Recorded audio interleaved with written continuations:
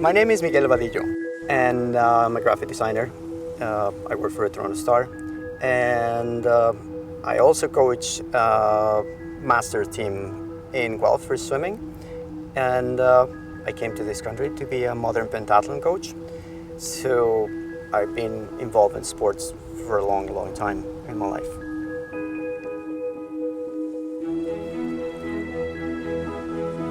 I opened the newspaper and I read about the story of Miguel swimming across Lake Ontario for this cause, because apparently he had heard about the family that had drowned and he wanted to do something about it.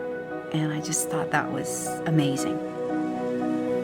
Doing a swim like this is way beyond what I thought it was my abilities. And I needed like an external motivation. And I was doing my work at the Toronto Star, and I read this story about this family from Middle East that the little girl went to a swimming pool and started drowning. The older sister tried to save her and start drowning as well. And making the story short, the three of them died. And I just couldn't believe that happened. And then it's when I decided that I would do something like this to develop some awareness of being safe around water. In 1993, my whole world came crashing down when our 8-month-old baby daughter got out of the house and found her way to this backyard swimming pool. I mean, it was 50 feet across gravel, up a step, through a gate, and still to this day, we have no idea how she did what she did. But, when she drowned, it completely tore our lives apart. And we knew that the only way to put those pieces back together was to bring something positive from it. While I was in the dark, in the cold, I started panicking. And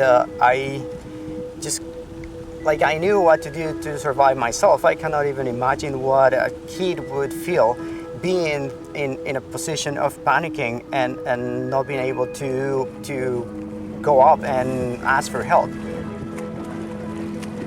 I really wanted to tell them to get me out of there. And every time I was breathing and exhaling into the water, I was screaming, "Get me out of here!" Trying to maybe somebody will hear me and maybe somebody will do something about it. I think I needed the emotional support to tell me and reassure me that I would be able to keep going.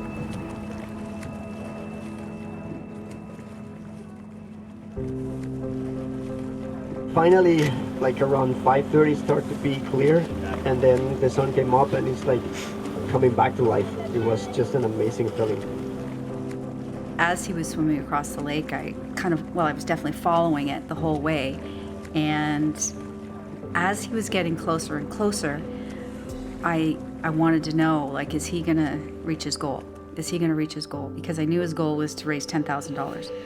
It was very poignant to get a call from Barbara wanting to do something to support Miguel and to honor her keepsake foundation they set up for her daughter. So it was great to see people come out, and Miguel was very close to his goal but hadn't quite reached it, and Barb helped put us over the top. 18 hours and 4 minutes, 43rd person to ever cross Lake Ontario.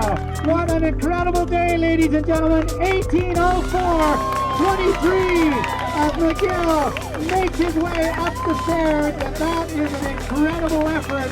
What a great job. Let's get him up here, David. When I think of Miguel Vadillo, he's that definition of a hero, because you don't know how many people he inspired when he went into that water. Number one, his own son, for him to watch his dad, what he went through.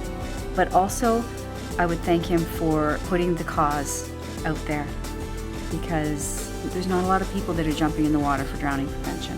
And we need more people to understand how important it is for children to learn how to swim, how important it is that we become more vigilant about water and make sure that we get the word out there It's an incredible feat. I've actually been a pacer on a lake swim, being a swimmer, and I know just how hard it is. And it takes every ounce of fiber of your being to swim something like Lake Ontario. So we feel just fantastic that he did it on our behalf. If what I did serves for a few kids to learn how to swim, and with that they get this life insurance for the time that they're going to be here in this planet, I'm going to be very, very happy. People call me a hero. I don't feel like a hero. I just feel that I did something that I wanted to do, and I was lucky and privileged enough to do it for somebody else.